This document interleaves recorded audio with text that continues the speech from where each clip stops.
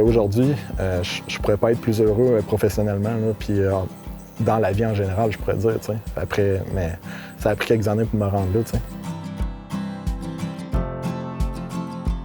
Mon père, dans le fond, passait souvent du temps ici, puis il a dit « Moi, j'aimerais ça construire un camp en bois rond dans la forêt familiale. » C'est vraiment un souvenir que j'ai vraiment de beau de mon père puis de ma famille, parce qu'on venait ici l'automne.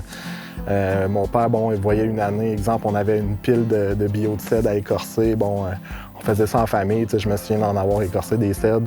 Je pense que ça a piqué ma curiosité pour la forêt, le travail du bois, que j'ai développé plusieurs années plus tard, tu sais. C'est quelque chose qui est un monument pour nous sur la Terre. On vient carrément se recueillir ici, moi, mon frère, mes amis. On pense à mon père, à tous les moments qu'on a pu vivre ici particulièrement, tu sais. J'ai un groupe de musique depuis l'âge de 14 ans, puis on était quand même très actifs, au point où notre persévérance, à un moment donné, a porté fruit, puis ça a fini qu'on est allé aux États-Unis, à Chicago, enregistrer un album à l'âge de comme 21 ans.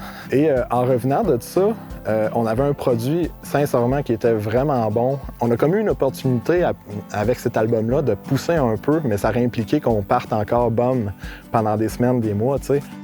À l'âge de 24 ans, j'ai décidé, quand justement que les gars, on a un peu tiré la plug sur le être sérieux dans la musique, j'ai décidé que c'était temps pour moi d'essayer autre chose. Puis j'ai déménagé de Drummondville pour Jasper, en Alberta.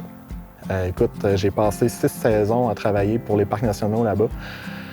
Si tu veux mon opinion, c'est le joyau des Rocheuses. Tu sais, c'est un endroit qui est... écoute, le parc a 200 km par 200 km, là, des montagnes en veux-tu en v'là.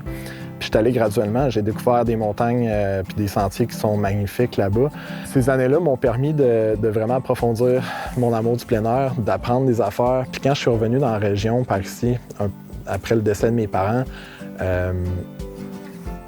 je dois avouer que les premiers mois, la première année, j'avais encore un désir très grand d'évasion, de vivre, tu sais, dans les Rocheuses.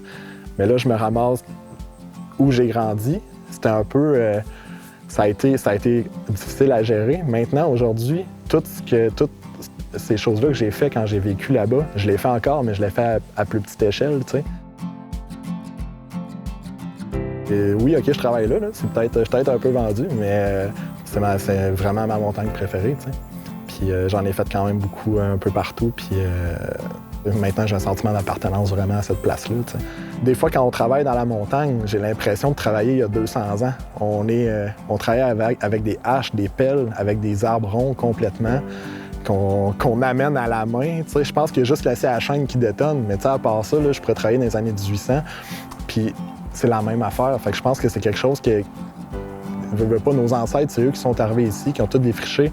C'est quelque chose qui nous ground un peu là, ici. Là. Puis je me sens vraiment chanceux de pouvoir faire ce que je fais aujourd'hui.